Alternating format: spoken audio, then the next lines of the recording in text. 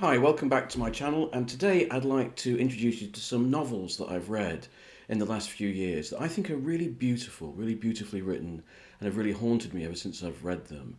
But they don't seem to be that well known or well talked about, so I thought if you've not heard of them, you might like to try and discover them for yourselves. Now, the first is this book, which I have just finished. It's quite a slim book, but it took me ages to read it because I was enjoying it so much I didn't want it to finish. I sort of savoured every little mini chapter. It's called The Lost Estate, La Grande Meaulnes in French, and it's by a writer called Alain Fournier. Fournier was a French writer who appeared in the sort of 1900s, and he died tragically early in the Great War, the First World War. He was about 28. But before he went, he wrote this. And in France, this is regarded as one of the great classics, but it's not very well known in Britain or America, and it really should be. It's so beautiful. What it's about he was the son of some school teachers in this small village, and the book is obviously a bit of nostalgia looking back, and it's set in this small village in and around this school where this quite lonely boy, he's the son of the school teachers. A new boy comes into the class, comes to the school, a rather mysterious figure, and he becomes obsessed with him. And this mysterious new boy, called Le Grand Moan, one day he takes off, he runs away, and he gets lost in the countryside, and he comes across this kind of dilapidated manor, something a bit spooky, a bit supernatural about it. But in this manor, there's this kind of huge wedding feast is going on, this extraordinary feast with all these people, and he gets involved in it, he gets somehow invited into it. And then something goes tragically wrong, and the wedding is called off, and the whole thing dissipates, and he finds himself back at the school. And then for the rest of his youth, he keeps trying to find this magical estate where he once was, and where he saw the woman he fell in love with. And he can never quite find it. I won't spoil the rest of the book for you because this is a beautiful book to discover by yourself. It starts out as being almost a sort of supernatural fable, but then it becomes something more adult and more haunting about a man desperately trying to recover the beauty of his lost youth, and how that quest to get back what youth and what youth meant actually ruins his adult life. And the other reason why I recommend this book is it's exquisitely written. Even in translation, it is one of the most beautifully written books I've ever come across. Each sentence kind of cuts you. It takes you back to your own youth. It conjures up very physical, very tactile memories. It's such a beautiful portrait of late 19th century France and the countryside and the ways of people and the melancholy of looking back, way before, of course, in Britain we got used to Proust. I can't recommend this book highly enough. You will read it and you will fall in love with it. Don't care about the mechanics of the story. It's the beauty of the fable that matters. Now, a lot of people who love literature avoid science fiction like the plague. And this means that they often miss out on books, science fiction novels, which are not just good science fiction, but operate as actually good fiction, good literature. So I'd like to recommend two from the Glanks SF Masterwork series. Now, the first is this book, Sirius by Olaf Stapledon. Stapledon, when I first encountered him, I'd never heard of him, right? And all of his books were out of print, right? In the 1930s, when he was writing, he was much admired. Virginia Woolf was a great fan of his, right? But then he went out of print for years, and only real science fiction diehards read him. Recently, all of his books have come back into print, and he's now properly recognised as one of the giants of 20th century science fiction. If you want to get into his work, First and Last Men, and particularly Star Maker, are worth finding. Star Maker is an English masterpiece. It is an English 20th century science fiction equivalent of Dante's Divine Comedy. I kid you not. It's a very expansive and ambitious novel. But I'd like to recommend this because this is a book that I think will be more attractive to most people, even people who don't like science fiction very much. Now, I'm aware that this book is about a talking dog. Stay with me, okay? Bear with me. This isn't Disney. This isn't childishness. It's actually a very serious, mature and adult novel. It's about a scientist who takes his border collie, his sort of Welsh sheepdog, and he brings him up to a half-human intelligence level. And the book is just about the dog's life and how he comes to perceive humanity and how his nature as a dog conflicts with his new human intelligence. It's very beautifully written, and it's years ahead of its time. It has a very modern relationship between the scientist's daughter and the dog, which is quasi-sexual. It's quite out there for a book written in the early 1940s. And it's a deeply humanist piece of work, very touching. And the dog's perspectives on man's inner humanity to man, Waugh, becomes very powerful. And I guarantee that by the time you come to the beautiful ending of the book, you'll be very moved by it. I've recommended it to several friends who were very dubious about it at first, and all of them have come back to me and said that this was something that they will treasure all their lives, that it is a major book. Please find it, and when you've read it, read Stapledon's other works. He's a major English writer. The second book I'm going to recommend, now this is not as well written as those previous two novels, and I'm not going to claim it is. Christopher Priest, I'm a bit of a fan of Christopher Priest, but he's a rather straightforward, simple prose writer. But this book really got to me and really haunted me. The idea of the book is it's about a young man, he's about 29 years old, and everything's gone wrong in his life. His father has died, he loses his job, therefore he can't keep his flat going in London, and he splits up in a really kind of acrimonious split with his girlfriend, and he's really reached rock bottom. And a family friend comes to the rescue and says, look, I've got this cottage out in the country, go and do it up, right? You can live there and do it up and get yourself back together. So he does. And while he's out in the country, he decides that to put his life together, he's going to write his autobiography.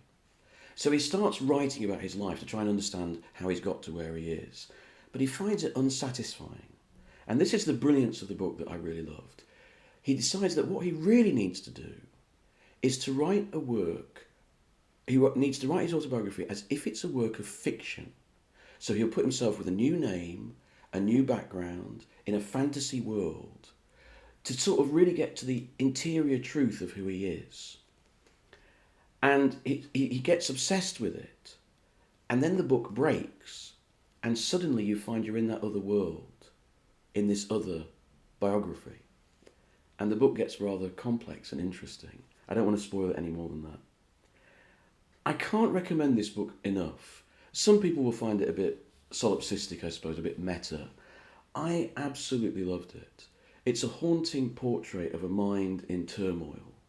It's a brilliant reflection on autobiography and the difficulty of telling our story and the difficulty of really the difference between memory and narrative. And I think it's beautifully explored. The prose is simple but clean, and it's a world that will haunt you for years after reading it. It's a very true reflection on how our idea about ourselves and our fictionalising of ourselves is actually more true to who we are than the real dull, flat facts.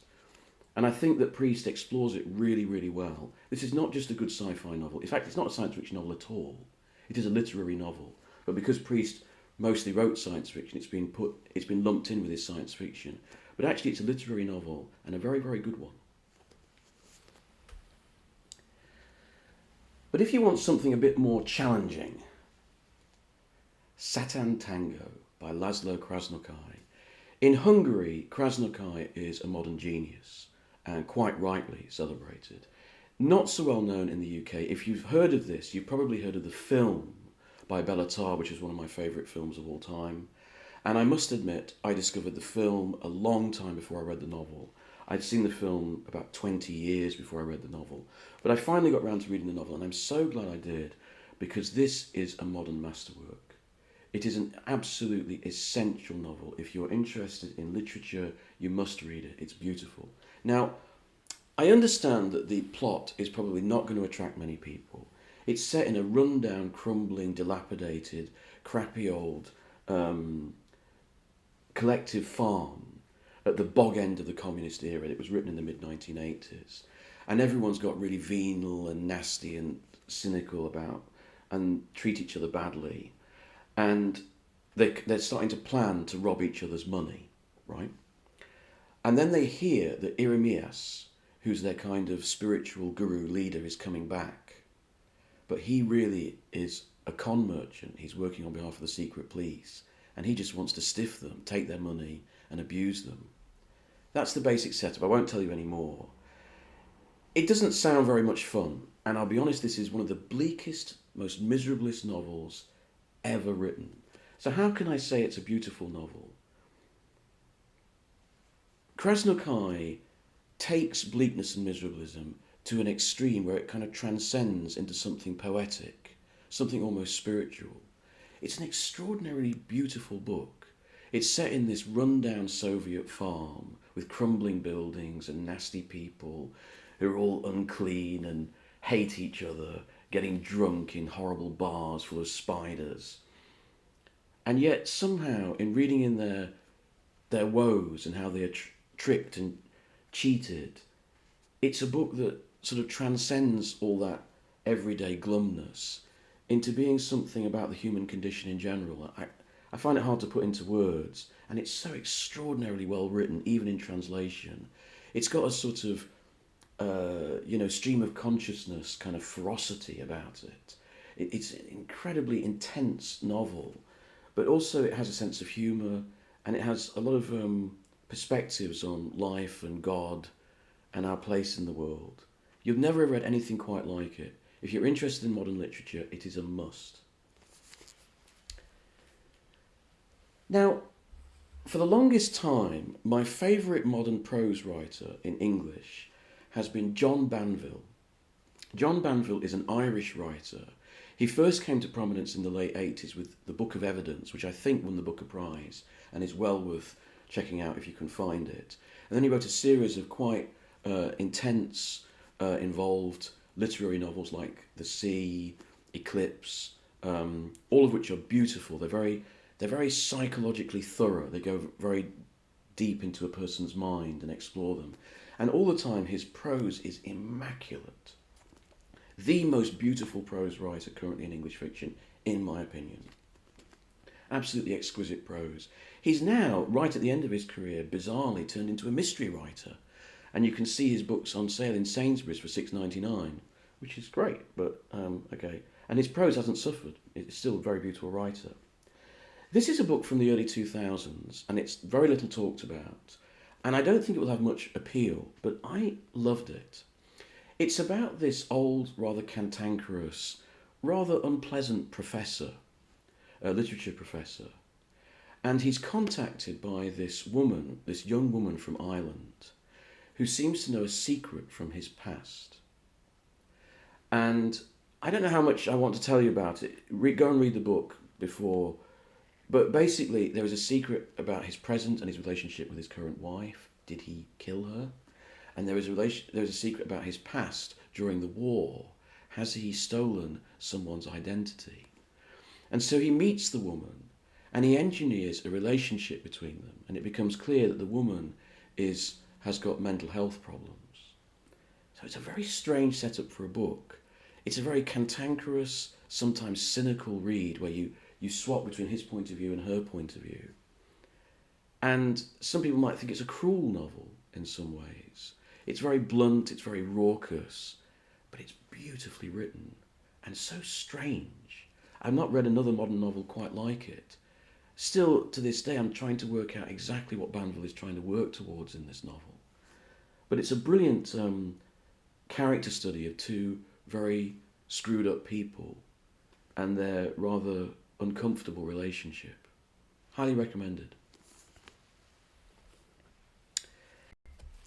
Now, most people watching this video will have heard of Evelyn Waugh, particularly because of Brideshead Revisited, his most famous novel. At his time, when he was writing from about the late 20s through to the early 1960s, he was regarded as possibly the best contemporary writer in England. He's not so widely read now because his rather intense Toriness, his style, the rather sort of cold arrogance of his writing doesn't suit modern tastes, apparently. But you'll have known of his early comic novels and you know of Brideshead Revisited. You may not have come across the Ordeal of Gilbert Pinfold, which he wrote in the 1950s.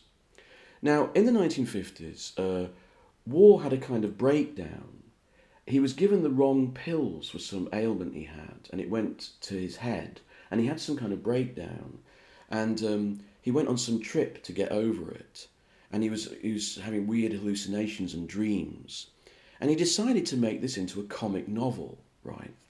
So in this book, a writer very much like Evelyn Waugh, a sort of upper middle class, grumpy old bastard, living in his country house, has a similar kind of breakdown, and he decides to go on a trip to a cruise down into the South Mediterranean to get over it. But he's actually hallucinating like crazy because he's on the wrong drugs.